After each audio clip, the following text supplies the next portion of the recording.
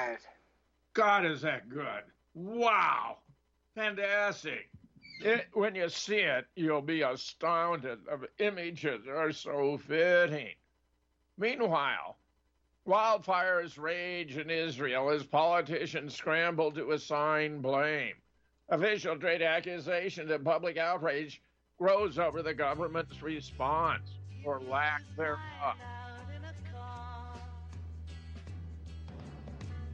He didn't notice that the lights had changed. A crowd of people stood and stared. They'd seen his face before. Nobody was really sure if he was from the House of Lords.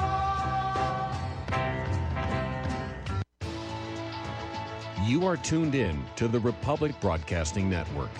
Visit our website by going to republicbroadcasting.org.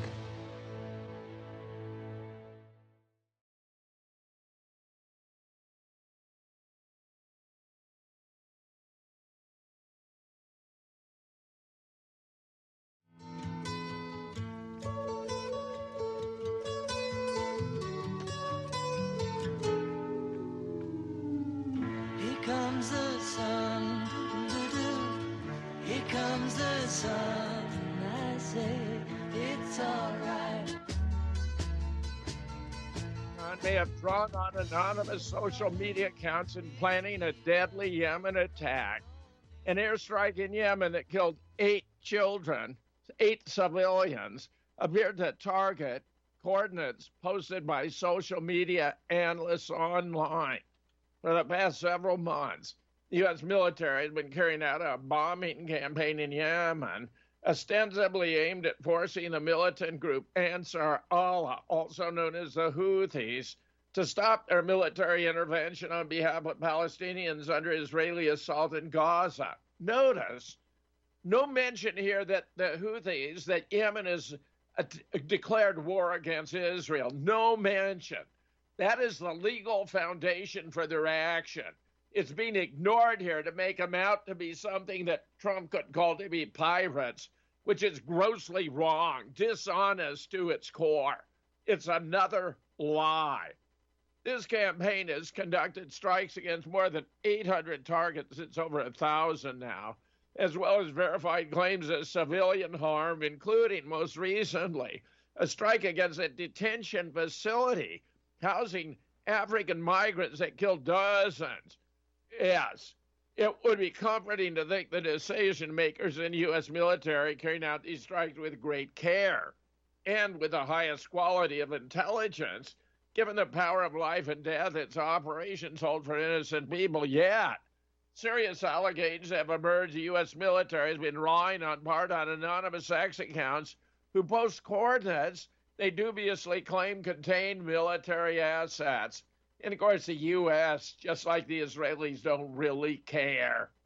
Meanwhile, we have more about the attacks on Yemen. Antiwar.com. U.S. GBU-39 bomb remnants found location of strike on Yemen migrant facility.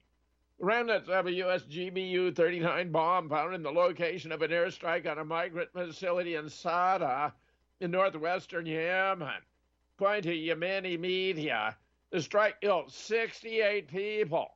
All the casualties appear to have been African migrants who were detainees at the facility.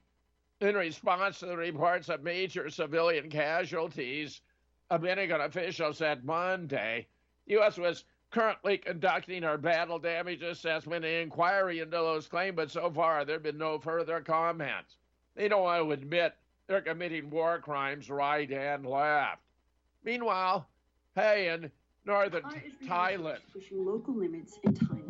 Headlines in Thai media about Israeli tourists have been far from flattering following recent incidents. In February, some Israeli tourists were deported and had their visas revoked after storming a hospital ER and damaging property when a fellow Israeli was hurt in a motorcycle crash. After refusing to leave, staff called the police. In response, some local businesses put up a "No Israel Here" sign. And that's not all. Israeli media reported that poor behavior from, quote, war-weary Israelis could strain tensions with the country. In one example, a cafe owner said, quote, Israeli tourists consume food worth hundreds of baht and then refused to pay. Driven by the unusual high numbers of Israelis in Thailand of over 103,000 in just the first 3 months of 2025. I love Israel. I love Israel. Alongside reports of several businesses illegally run by Israeli citizens and local tensions, Thai social media and local press are now saying that locals fear the city turning into occupied land, with these types of social media memes popping up.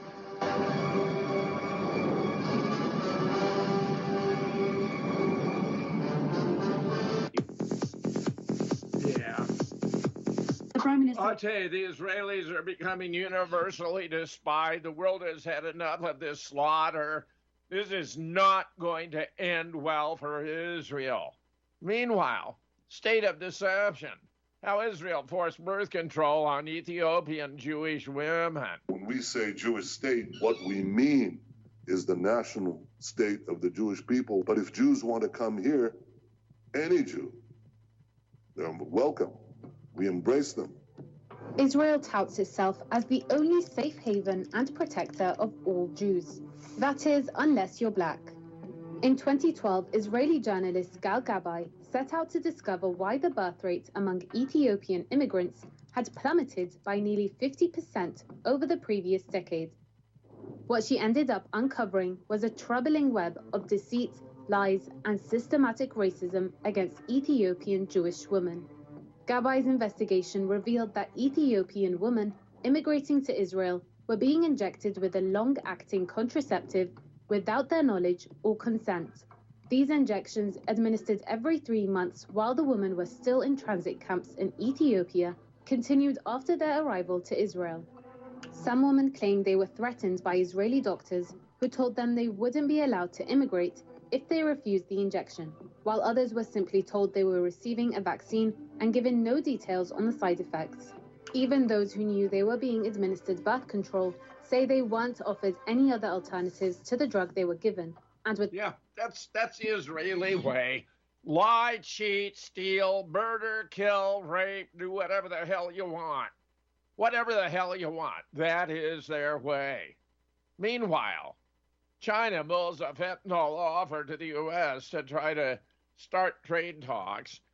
China is mulling avenues to address the Trump admin's concerns about fentanyl trafficking talks. That could be an icebreaker into more expansive trade discussions, the Wall Street Journal reported Friday. The Trump admin accused China of dragging its feet on addressing the issue, where China is the main supplier of the ingredients or precursors that are used to make fentanyl, a drug behind a national crisis. President Trump used as justification to slap an additional 10% tariff on Chinese imports in March. In recent days, China's Minister of Public Security Wang Xinhao has asked the Trump admin if what it wants to see from Beijing, according to a report. Wang could meet with Trump admin officials in the U.S. or a third country for further discussions. Needs to happen. Meanwhile, war between the U.S. and Canada sounds absurd. Here's Zero Hedge. Is it now a real possibility? Reality is absolutely downstream from fiction. Did the creators of South Park predict the future in their 1999 comedy film? I think we're suddenly realizing that prognostication is easy. Simply imagine the most absurd scenario possible, and eventually it's going to come true because we're living in clown world. A war between Canada and the U.S. opening up a portal to hell might be a bit of a stretch, but recent events lead me to believe that there are very real ingredients coming together that could trigger an active conflict with our neighbors to the north. Furthermore, these factors do not necessarily revolve around the trade war. The trade war is secondary. Most conservatives have viewed Trump's rhetoric on Canada becoming the 51st state as a joke or a troll, at least initially. Trump himself said it was a joke at the beginning. But now he thinks it might be a good idea for today. Imagine this is a real agenda for the Trump admin and consider the pros and the cons. Honestly, I think it's ludicrous. Meanwhile, turns out Walls was caught using a TM Signal, an Israeli modified version of Signal with archiving features to receive and relay potentially classified information. In other words, what he was doing with the Signal app was sending information directly to Tel Aviv. The guy's clearly Mossad. This guy is an agent of Israel. And here he is in a position of our national security advisor. Well, no longer. And there's further stories coming about what was going on here. Namely, too, what happened to all that respect, your trade wars? Promised that America would be climbing the respect charts again. Under my leadership, America soon will be respected again, very quickly, respected like never before. America will be respected again and admired again. If we win, America will be feared and respected again. Oh, yeah. Remember Trump's garbage era when he wore a garbage costume and drove up in a garbage truck? It was like, yum, yum, yum, yum, yum, trash. Anyway, he's going to get us respected again. And there's nothing the world respects more than a good old-fashioned trade war. So now that we're a few weeks into it, let's see how that's going over with the rest of the world, starting with China. So if the United States wants to go in that direction of completely shutting itself out of the China market, be my guest. Yeah, and China will lose the US market, which, as I've said, is 15%. We don't care. We don't care. Ooh, damn. I didn't know China also manufactured catty bitches. Ooh, I get it. Understandably, they're angry at us. But the important thing is that they respect us. A viral AI-generated video is making fun of U.S.-China trade relations as tensions escalate. Trump and Elon Musk and J.D. Vance making Nike sneakers. There are also viral videos of Trump sitting behind a sewing machine in a factory. All of this rife on Chinese social media. Wow. This is scary. I did not think AI had the power to show Donald Trump doing skilled labor. Donald Trump promised that America would be climbing the respect. Nice, very nice, actually. Meanwhile, Colonel Wilkerson on the power of the military-industrial complex. Learn the issues, talk to candidates, change the political discourse, halt the power of large corporations. Amen. The so-called, and this is Dwight Eisenhower, not me, military-industrial congressional complex. It requires all three to work and to work perniciously, insidiously, and viciously against your and my interests if your interests are in peace and not killing people in the world for state purposes when it's not necessary. And by and large, that is what we have been doing in the world for a long time, and lately for 15 straight years with no end in sight. How can you? He's absolutely right, and it's true.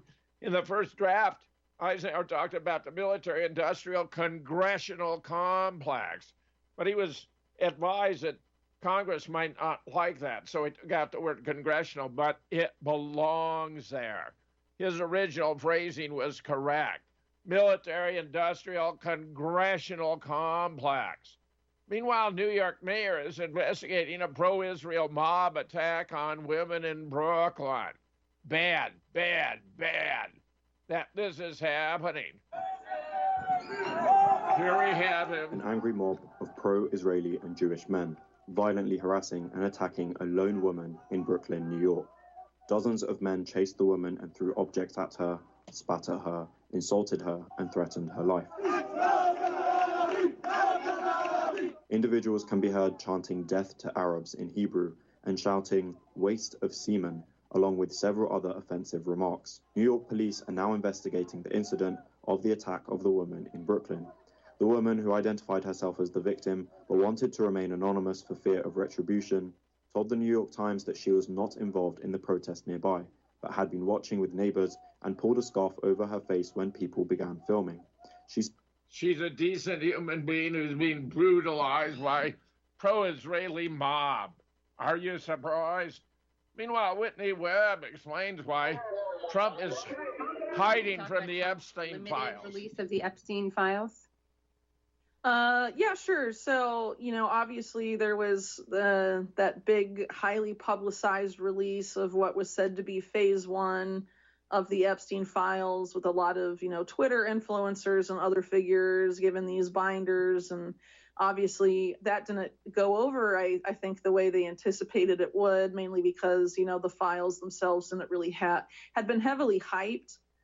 Including, among pro-Trump media figures, and then obviously the documents therein, most of which had been previously released and made publicly available, didn't live up to the hype. And then there was this effort to sort of say that, Pam Bondi didn't have all the documents, and it was this one office that was sort of withholding them. And so, supposedly FBI agents had been digging through them with the plans to release them. But then some of these figures that had promoted the Epstein releases previously in media, like Megyn Kelly, came out and said, as I understand it, these documents aren't really the bombshells. There's not really anything explosive in there. So there's been sort of this effort to, on the one hand, claim that more is to come, and then also downplay the significance of what will come out later. And as I understand it, the claims that were made about what the documents that were being allegedly withheld were related to documents generated by the FBI upon their raiding of Epstein's property in New York City in 2019. I have a few thoughts about that. One is it would be nice if the FBI would explain why Epstein's other residences were not raided, like the Zorro Ranch property in New Mexico, never raided. And then why, it took them a month to get to the island in the U.S. Virgin Islands, Little St. Yeah, gee, I wonder why. Meanwhile, Trump made a grotesque lie about the U.S. role in the European theater in World War II. Donald Trump. Many of our allies and friends are celebrating May 8th as Victory Day, but we did more than any other country by far in producing a victorious result in World War II. That's categorically false. Russia bore the burden. I am hereby renaming May 8th as Victory Day for World War II, and November 11th is Victory Day for World War I. We won both wars. Nobody was closer to us in terms of strength, bravery, and military brilliance, but we never celebrate anything. That's because we don't have leaders anymore that know how to do so. We are going to start celebrating our victories again. Just when you thought Donald Trump had made the stupidest comment, one completely divorced from reality, he decided to plumb greater depths of imbecility by demonstrating a profound ignorance of history. Truth Social posting on World War II is so ridiculously wrong. I had to double check the date to make sure it was not a beautiful April Fool's Day. So let's review the history, which ended May 8, 1945, also known as VE, Victory in Europe Day, when Germany officially surrendered. It was signed on May 7th in Reims, France, with General Alfred Jodl, Chief of Staff, General Walter Bedell Smith, General Ivan Sosipevsky, that's the Soviets, Major General Francois Chavez. Blackbird singing in the dead of night. Take these broken wings and learn to fly. All your life, you were only waiting for this moment to rise.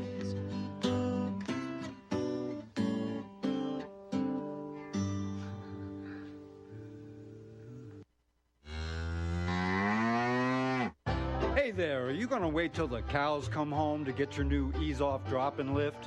What in the world is an ease-off drop-in lift? Our ease-off is a new tool to increase production for your meat processing.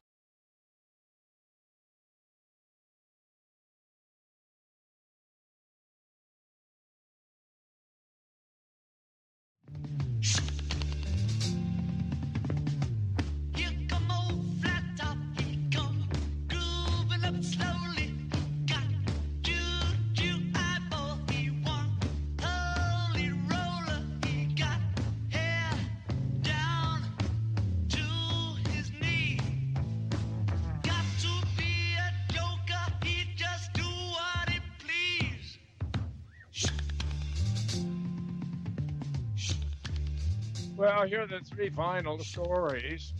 23 of Biden-Harris term's greatest accomplishments. I'd be astonished if there are any. Meanwhile, U.S. settling suit over Trump supporters' death in January 6th riot. That's Ashley Babbitt.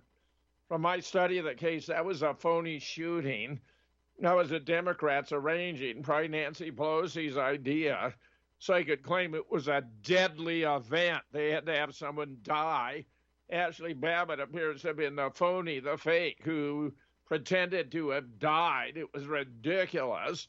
If you want something even more absurd, Michelle Obama crying about how expensive it was to live in the White House. Oh, my goodness, Michelle.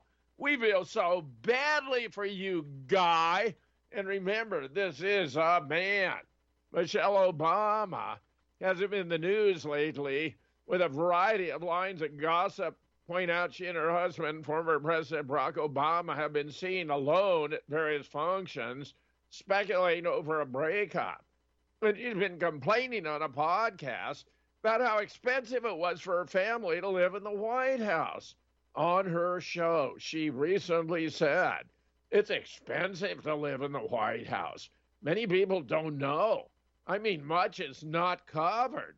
You're paying for every food, every bit of food that you eat. You're not paying for housing and the staff in it, but everything, even travel. If you're not traveling with the president, if your kids are coming on a Bright Star, which is a First Lady's plane, we had to pay for their travel to be on the plane. It's an expensive proposition. And you're running for 2 years and not earning an income. Oh, Michelle, I feel so badly for you, guy. Meanwhile, let's see what are supposed to be the Biden-Harris greatest accomplishments. One, pass a $1.2 trillion bipartisan infrastructure package to increase investment in national network of bridges and roads, airport, public transit. I haven't seen a sign of it. Two, help get more than 500 million life-saving COVID vaccinations in the arms of Americans. Wow, that's an accomplishment? That's the death jab. Three, stopped a 30-year streak of federal inaction on gun violence by signing a bipartisan Safer Communities Act that created enhanced background checks, closed a boyfriend loophole, and provided funds for youth mental health. All this, of course, based on the phony Sandy Hook event. Four, made a $369 billion investment in climate change. Another fraud. Fifth, ended the longest war in American history, pulling troops out of Afghanistan. And remember how it was done. It was catastrophic. It was an embarrassment. And a whole lot of Americans died because of the clumsy way it was done. These are accomplishments of the Biden-Harris team, the greatest accomplishments, 1 through 5. Embarrassing.